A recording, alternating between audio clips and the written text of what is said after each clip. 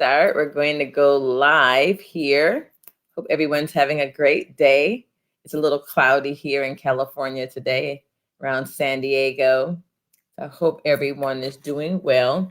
Just working on doing a little housekeeping here, so just mind me if I am online and looking and seeing if everybody's on. So just if you jump on and you're on through Facebook, please just give me permission to see your chat. So I need you to do that. Just go ahead and chat in and let me know that that you're here and that I can see you on the side today. Again, this is Dawn Marie Alexander Borsico, your host of It's Life. It's only a decision. Life, it's only a decision. So we're going to have a few minutes of a short little topic that I'm planned for you today. And I hope that you find it beneficial with all that we have going on in society. I think that you will definitely find it interesting and definitely beneficial to you, especially as we get closer to the holidays and as we begin to interact with others even more so. It's really good to really understand how can we do that and how can we continue to build those relationships and understand the different avenues that are going on and everything. So I hope everybody is doing absolutely well, absolutely well. I'm still working through some of these technical, not want to say challenges, but just making sure that everything is going well. So pardon me if I tend to look down a tad bit from the screen, but I really want to make sure that everything goes off without a hitch. So feel free to drop your chats in. Let me know, and I will see them on the screen. So if you want to do that, or definitely just jump in and see. So we're going to get started. I'm going to take off my glasses here. I'll still be able to see, but I'm noticing that the glare is there and I don't want it to be a distraction for you. So we're going to go ahead and jump in. Today's life is only a decision. I am your host, your life coach, Dawn Marie Alexander Borsico, AKA Awesome. Thank you for showing up. I appreciate that, Eric. Thank you so much for that. But AKA an uncommon voice. Why? I tend to bring, it always has been, I tend to bring a different flavor to things. I either say what others are thinking and they're afraid to say, or I really bring a different perspective. Well, we have so much going on in our society. What do we decide to do? How are we going to live this thing out? How are we going to navigate through friends and family and church and government? It's a decision, right? And we need to figure out how we're going to do that. So my question today is what we're going to talk about today is conflict. And it's a huge topic and we're not going through everything. So I'm going to touch on a few things here in regards to the subject of conflict. And what I want to talk about, knowing that the holidays are coming, we're dealing with family and friends, and we have situations going on with COVID or not COVID, mask, don't mask, get the shot, don't get the shot, everything. But at the end of it, what's in the middle of that? In the middle of all of that is conflict. In the middle of that discussion is conflict. And we tend to look at that conflict and go, you're just wrong. You're just, you're selfish. You shouldn't do, or there's something wrong with you. Don't you understand? Don't you believe? Conflict. So what we need, one thing that I think that we always forget about conflict is that each person thinks that they're right. They walk around with that big badge of honor called pride. They're right. Even if they are, how they're maneuvering through, how they're communicating that information. How many of us ever ask questions? Well, why do you feel that way? Well, why do you feel that way? So that we can better understand what's going on in their lives. I think we would all have a lot more compassion and empathy when we're listening to where somebody is. And there are arguments that are valid on both sides that have little to do with either science or anything. For example, if you ask somebody and they just say, you go, why are you so messed up? Why do you do that? They may say to you, well, you know what? I'm taking care of my aging parent. and I've always done this. Or I've always been a lot more cautious because of those who are in my home. I have someone that has cancer, or they suffer from asthma. Whoa, that changes the whole landscape of that situation for that person. And someone might say to somebody else, well, why don't you? Well, one, I don't have that same situation. I'm really alone most of the time by myself, or I'm just at a different place in my faith. It doesn't mean that one has it and one doesn't. Why do I say that? Because at the end of the day, what we need to get to is the relationship. Now, if you're having these conversations with someone, and I just use that one because that one is the most contentious right now. But what about other conflicts in your family? What about conflicts on your job? Where can we find that? Where can we ask questions? Where can we say, let me step back, because everybody's not like me. They can't be as wonderful or as fabulous as I. Okay? Let me begin to get another person's perspective. What are they thinking? Why is this important to them? As a mediator, I have found out in doing mediations that it's never what it seems.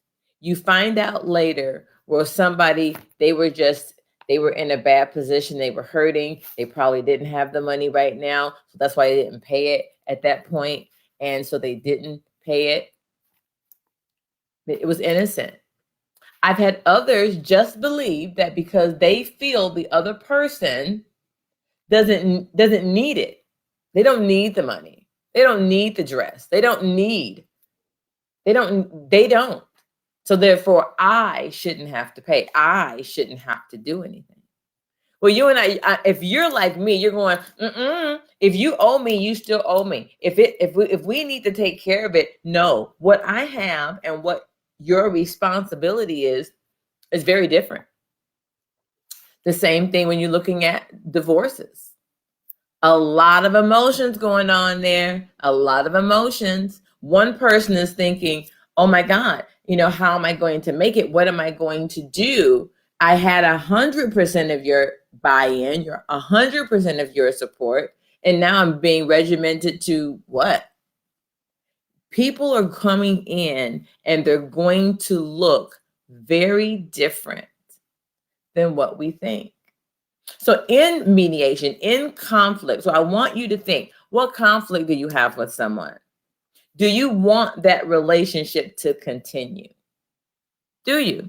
Or is it like, look, I need to work with you. That's all I care about.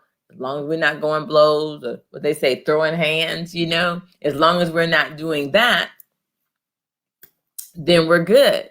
I don't care if we agree. This is what I want. And I don't care if we talk. I don't care if we're friends. I don't care. And that's fine, because the relationship doesn't have that.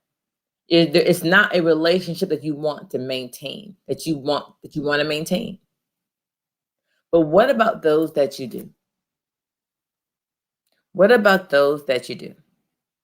How do we then take a step back and say, I want to keep this relationship. So now you've made a decision. I want to keep it. I want to figure out how to navigate the nonsense. I want to navigate the shenanigans. So what do I need to do? My suggestion is ask questions. And when you're asking those questions, I want you to listen for a few things. One, I want you to listen for emotion. What does whatever that thing, whatever that that event, that tangible object, that perspective, ask why do you feel that way? Why do you want that? Why are you so upset that I didn't? And you'll be amazed at what people will say. Listen for the emotion. Listen for why does it mean something to them? What are they emoting about? Second, I want you to listen for interest. You say, what is interest? Interest is, what does it mean to them? Not just what's my emotional attachment to this phone. What's my emotional attachment? No, that was my mama's phone. That was my daughter's phone. That was my grandpa's phone. And it has all these pictures on it. And I want it. It's the interest that a person has in it. And you may think it's a phone. You don't need the phone. I want to take the phone and give it to my grandkid so I don't have to buy a phone. And so I have a phone. The interest is different. Therefore, the emotion attached to it is different. Or because there is emotion in it, there's going to be a greater attachment. The same thing with an event. Well, why can't you come to mine? It doesn't matter. Oh, it was just this. I'll share a story. My son, my oldest son, was playing the drums at a graduation that was not his graduation. I had no clue. He told me about it, but it wasn't his graduation. So guess what? I didn't make it a priority to go. And by the time I knew like all the details and what it meant to him, it was too late because I didn't, and it hurt him. And we had to talk through that. Why? Because I was not aware at the moment of what that emotion and that interest was to him. So now when we're looking at the conflict, we're looking at, oh, I want to keep the relationship. So now I know what I'm navigating through. The other area that we want to navigate through is rights. Well, I should just get it because of who I am. I should just get it because of my title. I should be able to do it because of who, my title, who I am. I have a right to it. I was here longer. I'm the newest person. Wherever that person deems to be their right. Their right. And because of that right, it's going to drive. So doggone it, I should get it. It's mine. I have a right to it. And because I have a right to it, here are my emotions that are going to follow it. And therefore, here's my interest. So those are the three things. So that we only have time for it today. So what I want you to think about, I want you to think about those relationships you have in your life right now. I want to think about the relationships that are falling apart because of politics or because of the pandemic and the issues associated with it. And I want you to ask yourself, with those that you are in contention with or in conflict with, I want to ask you, do you want those relationships? Do you want to keep those people in your life? Then you have to move out the minutia, focus on the person. Focus on, and this isn't one of the areas of conflict, but I will share with you this. You have to ask yourself, overall, does this person love me or hate me? Do they really have my best interest at heart? Do they believe in me and what I'm doing? And then once you understand that, then the conflict and those areas take on a new picture because now we're not attaching meaning to things. We like to attach meaning. We are people that love to attach meaning and not ask questions. So again, I'm going to recap. I didn't add listening as one of them, but I think you see the picture. You're listening for the emotions. You're listening for their why. Why do they want it? What's their interest in it? You're listening for why they're right. Why are they being so forceful? Why is it their right to feel this way? They're right. And it doesn't mean that that right is wrong. It's theirs. And if you want to maintain the relationship, then you have to find a way to get and say, okay, how can I honor you in what you're looking to do? How can I honor you in what you're looking to do?